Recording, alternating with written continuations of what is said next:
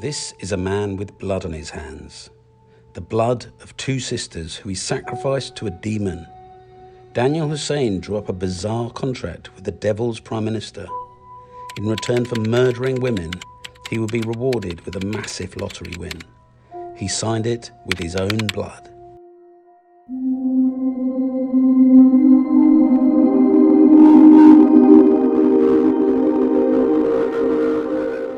My name is Chris Summers. I have covered some horrific crimes in 30 years as a crime reporter, but this case stands out. In June 2020, Bibaa Henry and her younger sister Nicole organised a party in a London park. Bibaa was a senior social worker who'd worked with children in Buckinghamshire since 2017. She was 46. Her sister, who was 27, was a photographer and singer who worked in the hospitality industry. The pair had chosen to hold the party in a park because the pandemic had led to pubs and restaurants being shut down by the government. But the park would become Hussein's hunting ground. During the attack, Bibaa was stabbed 8 times. He then moved on to Nicole, stabbing her 28 times. Nicole and Bibaa arrived at the Slough Lane entrance of Friant Country Park at around 6:30 p.m. Where a CCTV camera shows them walking into the park with their bags of picnic goodies. Around midnight, the last of their friends left, but the sisters stayed on in the park. It was to be a fatal mistake. As they played with fairy lights in the darkness, a killer lay in wait. The bodies of Nicole and Bibaa were found deep in the undergrowth here in Friant Country Park. He'd left loads of evidence of himself, as well as them, of course. His blood was found on the leaves and the branches where he brushed past. The injuries on your fingers, what happened there? Their friends and relatives assumed Bibaa and Nicole had gone home after the party, but they were both dead. Their bodies had been thrown away like trash, and then the killer threw Bibaa's phone into a pond. When the sisters were finally found, their bodies were not immediately removed, but were guarded overnight until a forensic team could properly examine the scene. But it was during that night that they suffered more ghastly indignities. 2 police officers took pictures of the women, who they referred to as dead birds, and shared them on WhatsApp. They perhaps thought it was a bit of a laugh. Thankfully, one of their friends or colleagues thought otherwise and turned them in. Detectives, meanwhile, were quickly on Hussein's trail, and when he was arrested, they learned for the first time about his troubled background.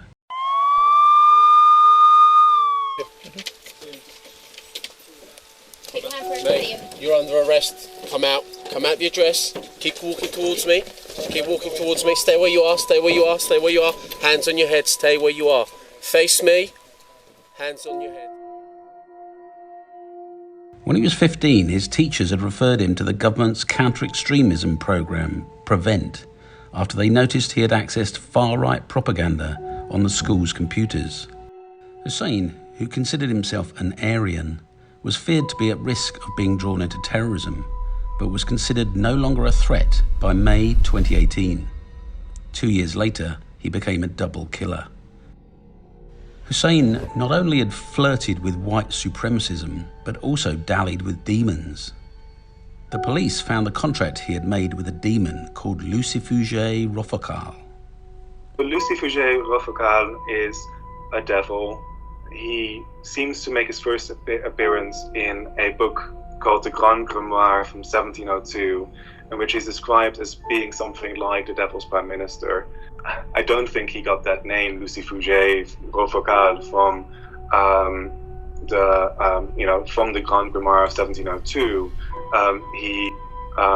He must have picked it up on the internet. Like, Lucifuge Rofocale has a Wikipedia entry that you can go and read.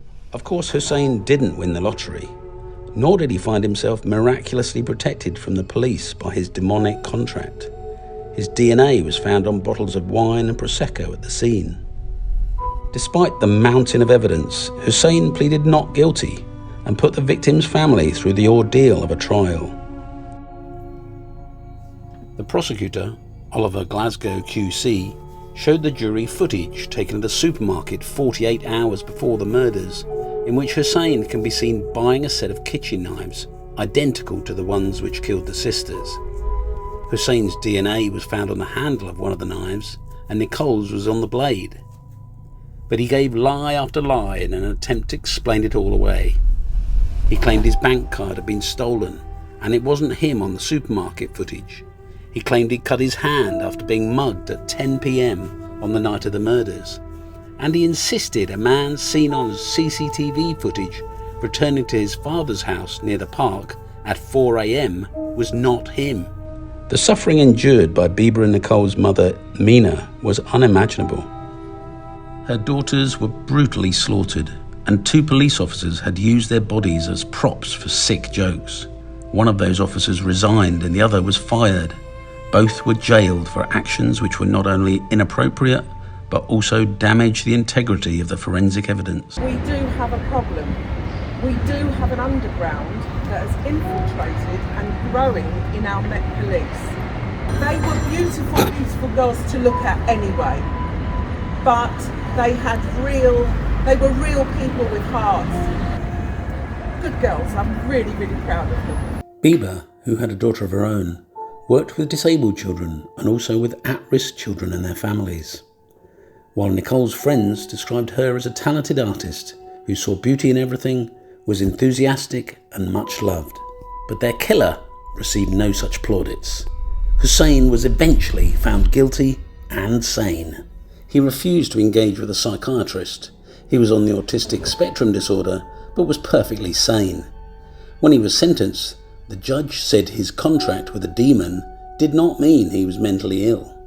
She said, "Bizarre though that may be as a belief system, it is not in itself proof he is mad. It's just the way he thinks." During the sentencing hearing, Hussein, who was on a video link, turned his chair away from the judge and stared out of the window of the prison, seemingly unconcerned about his fate. Mina Smallman described it as a performance. That is a performance designed to, elicit sympathy or to have us believe that there's something really wrong with him. There's nothing wrong with him. He's just an obnoxious human being. Hussein was jailed for life, but because he is only 19, he could be out and roaming the streets of London again by the time he is 55.